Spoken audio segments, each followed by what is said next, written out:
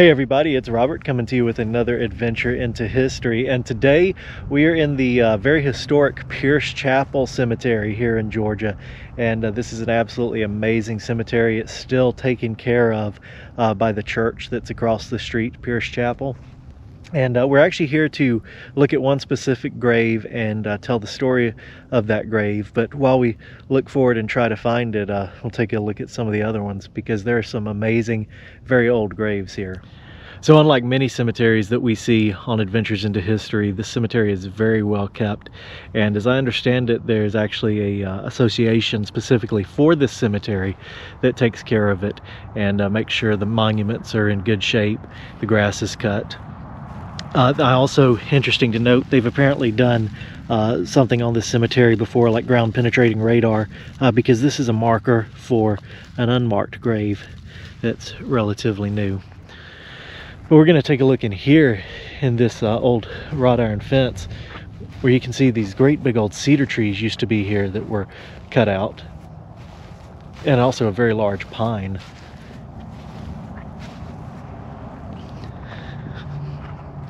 This is the Clark family plot. Here we've got Hilda A. Clark. She was born September 21st, 1903 and died January 31st, 1915. Let's take a look up here. This is James Spear Clark, born in Talbot County, Georgia, December 21st, 1840, and died in Catala, Georgia, December 23rd, 1900, 2 days after his birthday. And as regular viewers of this channel will know, we often do videos in Talbot County, Georgia. Today we are in Harris County, Georgia, on the Harris County-Muskogee County line, very close to the modern-day city limits of Columbus, Georgia.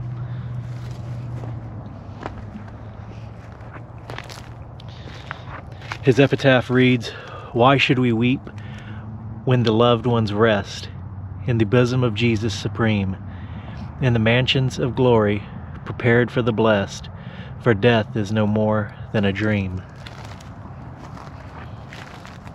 Over here is Rebecca Kimbrough, wife of James S. Clark, born March 21st, 1847 and died September 16th, 1923.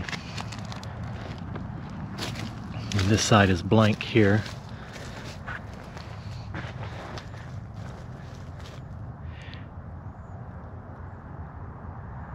So as I said, we're nearby to the modern-day city limits of Columbus, Georgia, and way back when, this was deep in the country, far away from the city limits of Columbus. It's really expanded since Columbus was established.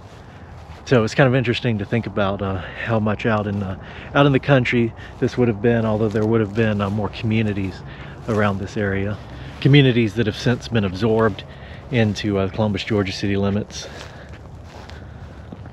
Now these graves are absolutely amazing here. Look at this. These are very early graves. These are the stacked stone graves. But check out this one. Isn't that amazing?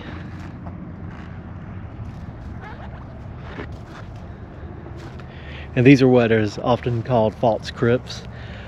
Just a very primitive form out of just these field stones. And there are several here, but this one looks to be in the best shape and the best example of it. Now today we won't be able to get a name, but there used to be a name here. This is plaster. This brick was plastered, or not brick, the rock was plastered right here, and there was no doubt a name etched in the plaster that's long since washed away. Same with that one right there. But that is an absolutely amazing example of this grave with the fieldstone roof, the pointed roof, and the fieldstone box there. And you can see there were several others here, all very early settlement graves, I would say, but that one is definitely the one that's in the best condition.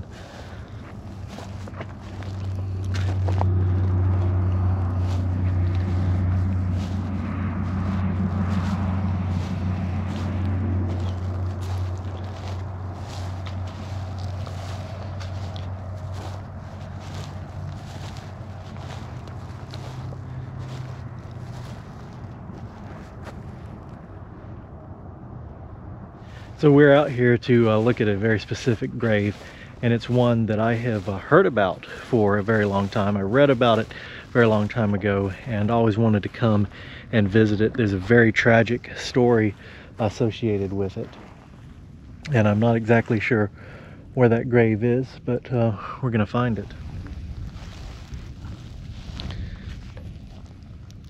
This is a pre-Civil War grave here in memory of David T. Kimbrough, who was born in Putnam County, January 24th, 1833, and departed this life September 2nd, 1853. Just a young man.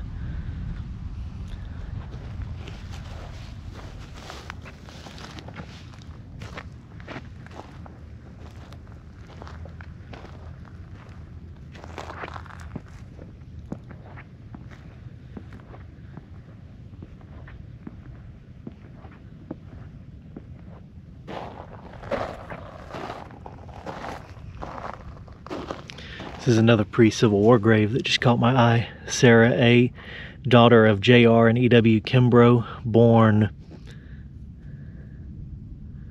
can't read that, something, April 3rd, 1861, and died January 15th, 1863. This is one 1860, another child of the same people, in 1858. So a very old cemetery here. Lots of pre-Civil War burials. I don't know very much history about Pierce Chapel. Maybe in the future we will be able to come back out here, and once we've learned more about it. There is the modern day Pierce Chapel across the field from the cemetery. I don't know where the original road is. I don't know if the original road followed the modern day road, which is just in front of the church, or if it was somewhere else.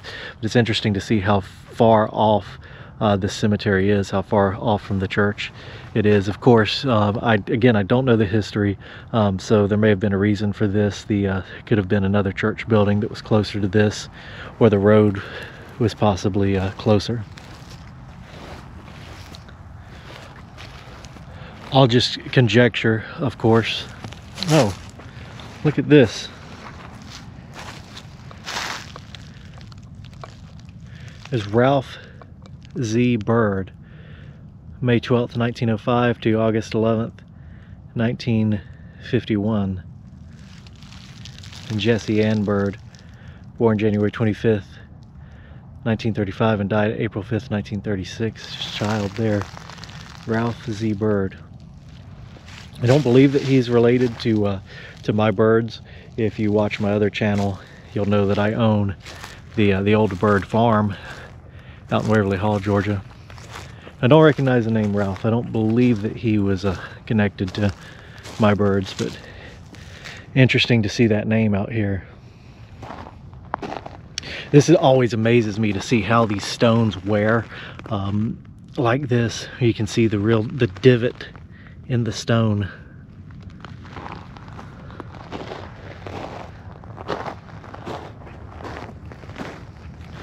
All right, so I found the grave that I came out here to look for.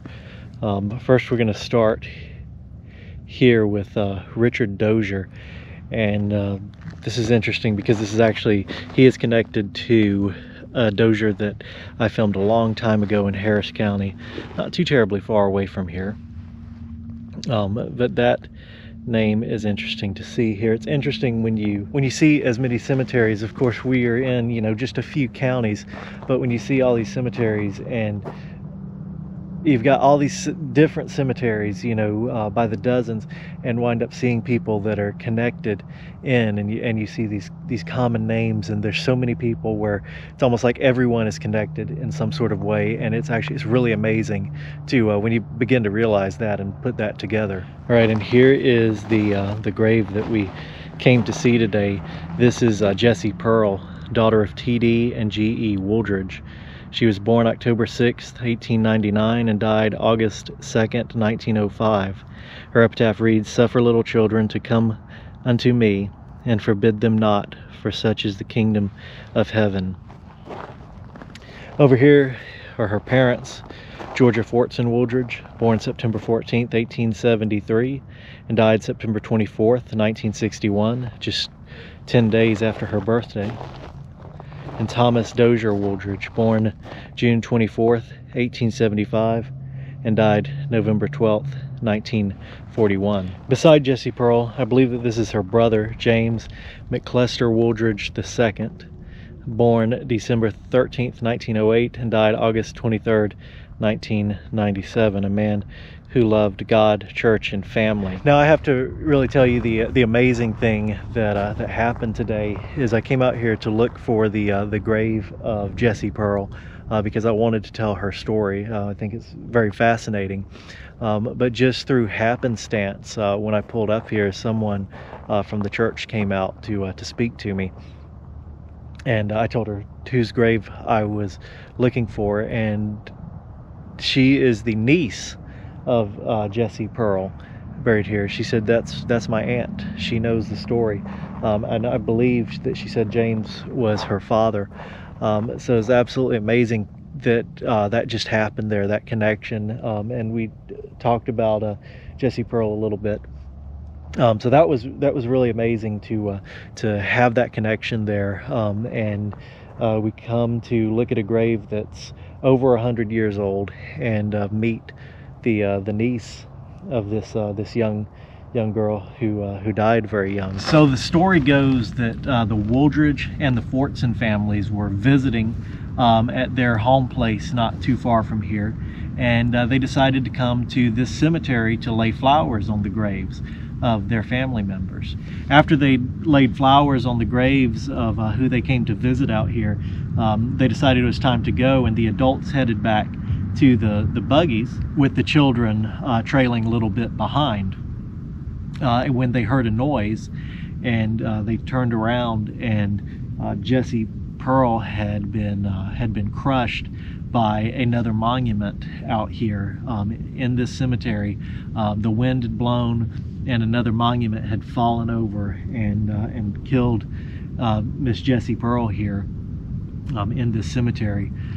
So absolutely tragic story that Jessie Pearl here was died in the cemetery that she's buried in, killed by a monument that fell upon her and crushed her. And it was determined that the bolts holding the monument down or holding it together had rusted, and just by chance, apparently the wind had blown and the monument had fallen onto this poor child and killed her. And that was the story that I'd wanted to tell. I'd read about Jessie Pearl a long time ago, and I wanted to tell her story because I think it's very,